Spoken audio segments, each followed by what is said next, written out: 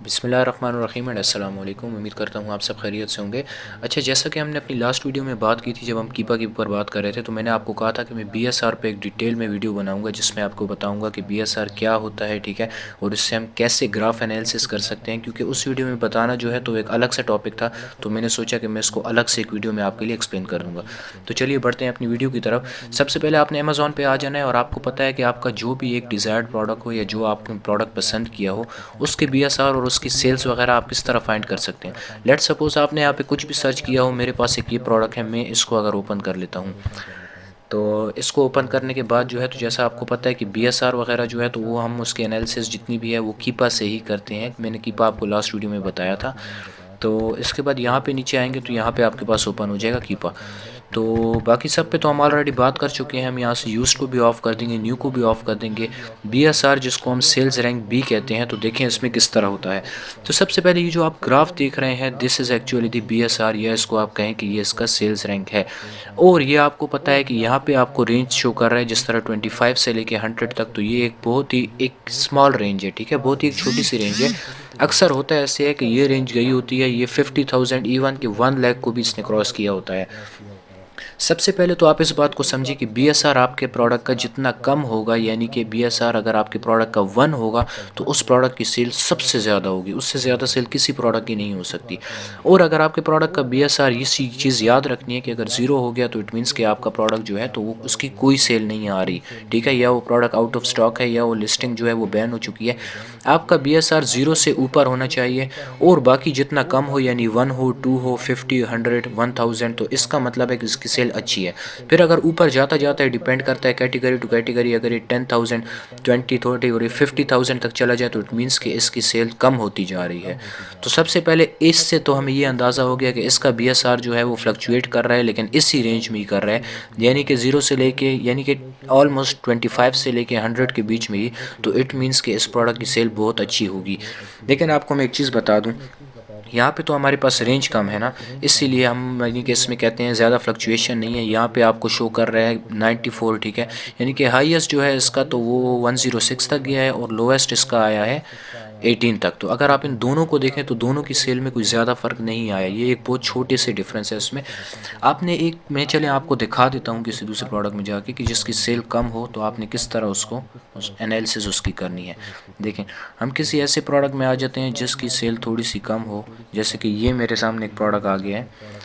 अब मेरे हिसाब से इसकी सेल थोड़ी सी इसके मुकाबले में कम होगी। देखें, हम नीचे आ गए, कीपा के लिए आ गए, तो इसका बीएसआर हमें अभी शो होगा।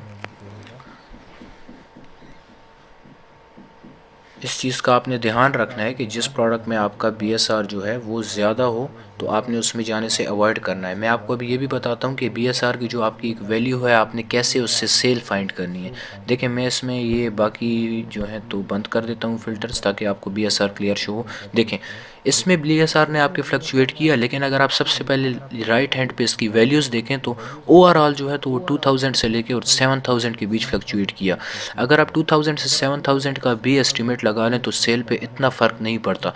लेकिन लेट सपोज़ आप ये चीज़ से इससे समझ लें कि यहाँ पे 2000 लिखा होता और यहाँ पे 50,000 लिखा होता, इट मीन्स कि आपका बीएसआर ओवरऑल 2000 से 50,000 या 60,000 के बीच फ्लक्चुएट करके आ रहा है। तो इट मीन्स कि ये प्रोडक्ट में आपके लिए सेफ़ नहीं है। इसमें अगर आप चले गए तो वो उसकी सेल अचानक से कम भी हो सकती है, अचानक से ज़्यादा भी हो सकती है, यानी कि उसका बीएसआर स्टेबल नहीं है।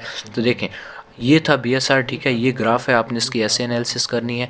अब इस चीज़ को तो आपकी समझ आ गई कि बीएसआर की रेंज क्या होती है। मैं अब आपको ये भी बता देता हूँ कि आप इस चीज़ का अंदाज़ा कैसे लगाएंगे कि ये बीएसआर जितना भी है ये आपको सेल्स कितनी दे रहा है। तो ये इस चीज़ का अंदाज़ा आप नीचे आके लगाते हैं। मैंने आपको बताया था कि हम हमेशा 3 मंथ्स की जो है तो एनालिसिस करते हैं, हम 1 मंथ पे या ईयर पे नहीं करते। जो हमें जो है तो अच्छी एनालिसिस जो मिलती है प्रोडक्ट की वो 3 मंथ्स पे मिलती है। यहाँ से आपने प्रोडक्ट स्टैटिस्टिक्स में आ जाना है, ठीक है। सबसे पहले आपने यहाँ से इसकी कैटेगरी देख लेनी है, the category is beauty and personal care, इस चीज़ को आपने याद रखना है। उसके बाद आपने इसके स्टैट्स पे आके ये चीज़ देखनी है। आप देख सकते हैं यहाँ पे हमें जो ये शो कर रहा है, इसका बीएसआर जो है वो एवरेज, आपने एवरेज में देखना है और लास्ट 90 डेज़ में देखना है। तो डैट इज़ 3643, 3600, और ऑलमोस्ट आप 50 लगा लें, ठीक है। अब आपने एक दूसरी वेबसाइट पे चले जाना है, ठीक है। इसकी बहुत सी वेबसाइट्स हैं, जंगल स्काउट से भी बहुत से लोग कर लेते हैं, बट मैं आपको जो वेबसाइट बताऊंगा वो बताऊंगा FBA tool kit. FBA tool kit जो है, जो कि मैं ख़ुद यूज़ करता हूँ, मैं बाकी भी कर लेता हूँ बट मैं मोस्टली जो है तो ये वाली यूज़ करता हूँ। फर्स्ट वेबसाइट पे आपने आ जाना है, आपके सामने इस तरह का इंटरफेस आ जाएगा।